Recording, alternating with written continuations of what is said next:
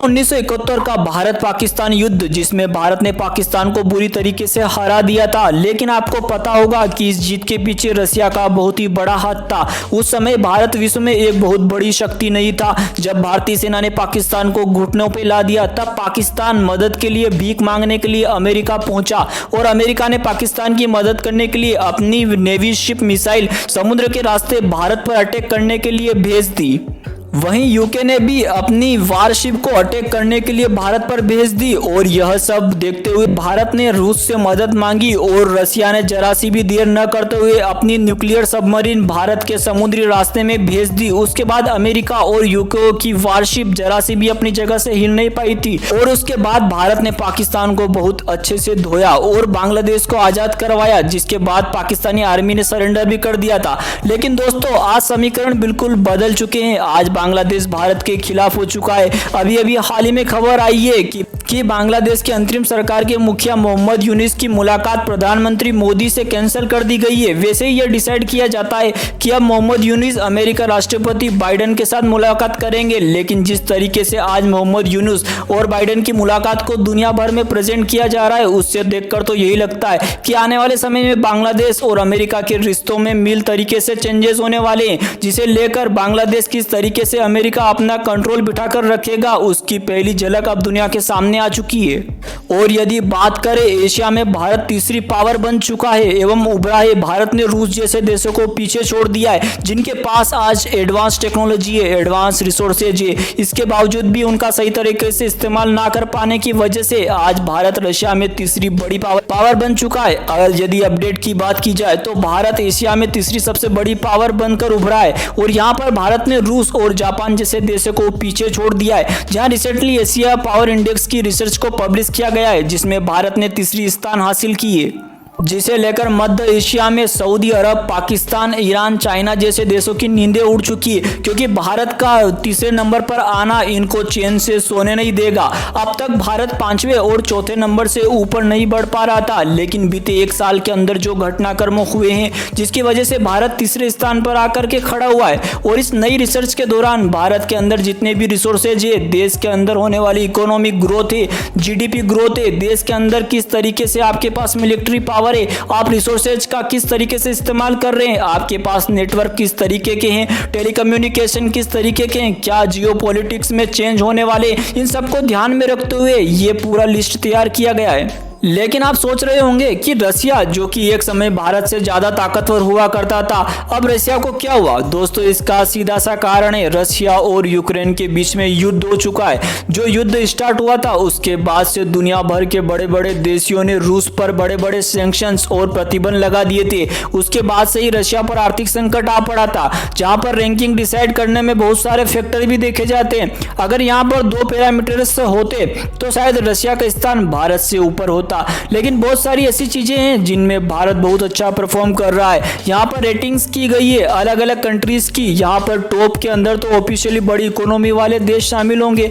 Number 1 पर है दोस्तों यूनाइटेड स्टेट, जिसे रेटिंग मिली है 81.6। वहीं सेकंड पोजीशन पर है चाइना, जिसे रेटिंग्स मिली है 72.6। वहीं भारत की बात की जाए तो भारत को मिली है 39.1। इसके बाद जापान 38.9 और ऑस्ट्रेलिया 31.9। इसके साथ 6th स्थान पर है रसिया, जिसे मिला है 31.1। अब रसिया की जो चौथी 5वीं पोजीशन से कभी नीचे नहीं आ रहा था, अचानक से ऐसा क्या हो गया है कि रूस बहुत ज्यादा नीचे खिसक गया है। इसका रीजन बहुत ही सिंपल है। रसिया के ऊपर आज मल्टीपल सैंक्शंस लगे हैं। रसिया डॉलर का इस्तेमाल नहीं करता है, वो सिर्फ चाइनीज करेंसीज का इस्तेमाल कर पा रहा है, जिसके जितने भी इंटरनेशनल ट्रांजेक्शन है वो सभी चाइना के रूट से किए जा रहे हैं। रसिया के पास नेचुरल रिसोर्सेज भारी मात्रा में है, चाहे ऑयल हो चाहे गैस हो, लेकिन इसके बावजूद भी रसिया उन्हें सही तरीके से यूटिलाइज नहीं कर पा रहा है। क्योंकि आज भारत तीसरे स्थान पर पहुंच चुका है और हमने जापान को भी पीछे छोड़ा है। और डेफिनेटली इससे भारत की इकोनॉमी में और ज्यादा इंपैक्ट आपको देखने को मिलेगा। अगर हम डायरेक्ट लिंक की बात की जाए तो अगर आपकी अच्छी रेटिंग है तो डेफिनेटली फॉरेन इन्वेस्टमेंट आपके देश के अंदर आएगी। और इसके अलावा जो मल्टीनेशनल कंपनीज है लिए उसने अपने देश के अंदर प्लांट सेटअप करने में काफी ज्यादा इंटरेस्टेड होगी और यहीं से भारत को एक नई डायरेक्शन मिलने वाली है। बाकी भारत की तरक्की के लिए आप कमेंट बॉक्स में जय हिंद जरूर लिख सकते हैं। वहीं दोस्तों यदि हम डिफेंस के पैरामीटर्स को एनालिसिस करके देखते हैं तो फर्स्ट यदि आप देखें तो दुनिया भर में डिफेंस पर खर्च करने वाले 10 देशों में अमेरिका पहले नंबर पर आता है। भारत, चीन और रूस के बाद चौथे नंबर पर आता है। अमेरिका डिफेंस पर 76 लाख करोड़ रुपए खर्च करता है जो भारत के मुकाबले 12 गुना ज्यादा है। और यदि हम दुनिया के 10 देशों के डिफेंस का बजट मिला भी दे तो अमेरिका का खर्च सबसे ज्यादा है। हमारा पड़ोसी देश पाकिस्तान डिफेंस पर खर्च करने के मामले में 30वें पायदान पर है। वैसे पाकिस्तान अपने डिफेंस पर 70,000 करोड़ रुपए खर्च करता है जो भारत के डिफेंस बजट के मुकाबले करीब 10 गुना कम है। पाकिस्तान के कुल डिफेंस बजट से 2 गुना ज्यादा भारत पेंशन बांटने में ही खर्च कर देता है। अब आप सोच सकते हैं भारत ने लगातार प्रोग्रेस करते हुए पाकिस्तान को न्यूक्लियर वेपन में भी पीछे छोड़ दिया है और संयुक्त राष्ट्र की कई रिपोर्ट्स में खुलासा हुआ है कि भारत अपने परमाणु हथियार बढ़ाने के लिए तेजी से काम कर रहा है। हाल ही में यह रिपोर्ट देखी गई कि अमेरिका की खुफिया एजेंसी ने भारत पर परमाणु हथियार की खबर को लीक कर दिया है। अमेरिका की सैटेलाइट की मदद से भारत के समुद्री जहाज पर परमाणु मिसाइलों की बहुत ही ज्यादा भरमार देखी है और उनका दावा है कि भारत के जो परमाणु हथियारों की जो वाहन है उन पर योग के चित्र बने हुए। अमेरिका के परमाणु वैज्ञानिकों का दावा है कि भारत के पास समुद्र में छिपी रहने वाली सबमरीन आधारित परमाणु मिसाइलें हैं। साथ ही भारत ने अपनी पुरानी नौसेना परमाणु मिसाइल क्षमता को रिटायर कर दिया है, यानी कि उसे अपडेट कर लिया है। भारत का परमाणु तंत्र पूरी तरीके से बदल चुका है जिसके बारे में सुनकर पाकिस्तान को नींद नहीं आ रही है, क्योंकि दोस्तों जब भी अमेरिका ऐसी कोई बात सामने प्रकट करता है तो उनके पास ठोस सबूत होते हैं और दुनिया उसे मानती भी है। इसी को लेकर पाकिस्तान भी चिंतित है क्योंकि जो अमेरिका ने भविष्यवाणी करी है वो बिल्कुल सटीक है, जिसको लेकर भारत ने अपने जो योग के चिन्ह थे शायद उन्हें हटा भी दिया था।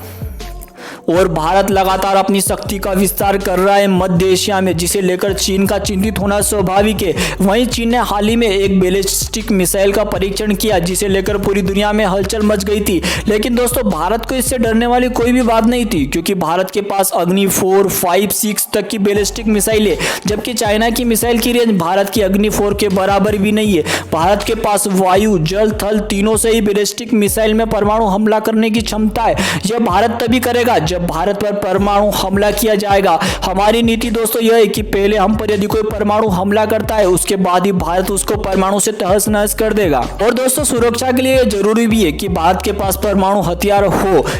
यदि अब मैं आपको बताऊं कि सबसे ज्यादा परमाणु हथियार किसके पास है तो सबसे ज्यादा परमाणु हथियार हाल ही में रिपोर्ट में दावा किया गया है कि रूस के पास है 5,500 से ज्यादा। उसके बाद आता है अमेरिका जिसके पास 5,000 से ज्यादा परमाणु हथियार है। वहीं चीन के पास 500, तो भारत के पास 190 तक परमाणु हथियार है। वहीं पाकिस्तान 170 तक परमाणु हथियार बना चुका है।